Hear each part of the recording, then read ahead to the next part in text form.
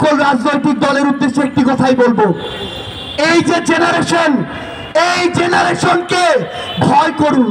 ভারতের দিকে আমরা তাকাতে পারি, কিন্তু ওই আধিপত্যবাদী ভারতের দিকে আমরা ঘৃণা করেও আর তাকাবো না। যেই ভারত এতগুলো খুনের হুকুমকারী ওই খুনি হাসিনাকে আশ্রয় দিয়েছে, সেই হাসিনাকে এই বাংলাদেশে ফেরত দেওয়ার পূর্ব পর্যন্ত ভারতের সাথে বাংলাদেশের সম্পর্ক স্বাভাবিক হতে পারে না। খাতা কলমের সম্পর্ক আর জনগণের সম্পর্ক কোনোদিন এক হতে পারে না। আমরা ভারতকে স্পষ্ট করে একটা কথা বলি, বাংলাদেশের সাথে যদি প্রতিবেশীর সম্পর্ক আগামীতে তারা দেখতে চায়, তাহলে যে সকল খুনিকে তারা ওই জায়গায় আরামায়েশের স্থাপনা আবাসন দিয়ে রেখেছে, তাদেরকে বাংলাদেশে পাঠাতে হবে এবং বাংলাদেশের মাটিতেই তাদের এই বিচার হতে হবে। আজকে থেকে 10 মাস আগে বাংলাদেশের অধিকাংশ মানুষ তাকিয়ে থাকতো কখন বাংলাদেশকে বিভিন্ন জায়গায় স্যাংশন দেয়া হবে, কখন আমেরিকা হস্তক্ষেপ করবে, কখন হাসিনা মারা যাবে, কখন পরের ইলেকশন আসবে, তারপরে তারা মাঠে নামার প্রস্তুতি নিত। কিন্তু যেই ছাত্র জনতা রাজপথে নেমে জীবন দিয়ে এই খুনি হাসিনাকে দেশ ছাড়া করেছে, তাদের জীবনের এই যে হত্যাগুলো, এগুলোর বিচার হওয়া পূর্ব পর্যন্ত বাংলাদেশে অন্য কোনো কিছু নাম নেয়া এই অন্তর্বর্তীকালীন সরকারের মুখে মানায় না।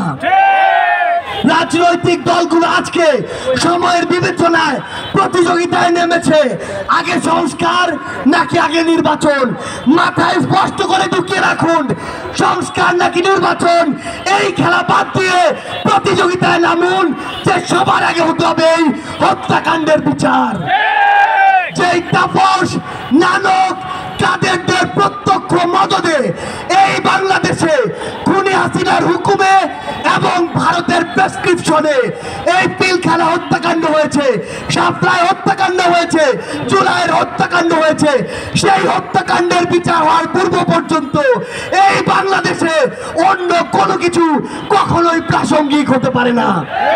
সকল রাজনৈতিক দলের উদ্দেশ্যে একটি কথাই বলবো, এই যে জেনারেশন, এই জেনারেশনকে ভয় করুন, এই জেনারেশনকে ভয় করুন। যদি এই জেনারেশনের রক্তের উপরে দাঁড়িয়ে ইমোশন নিয়ে খেলার চেষ্টা করেন, এই জেনারেশন সকল ক্ষমতার বিপক্ষে গিয়ে যে কাউকে টেনে হিস্ট্রি নামাতে পারে, কুয়েটের ওই ভিসি তার প্রমাণ। আমরা ইনকিলাব মঞ্চকে ধন্যবাদ জানাই যে তারা সকলকে নিয়ে আজকের এই শহীদ মার্চের আয়োজন করেছে।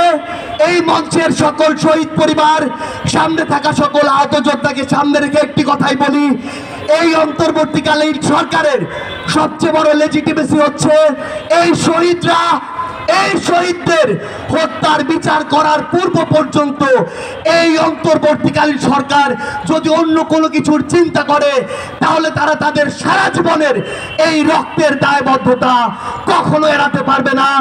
ইনকিলাব জিন্দাবাদ।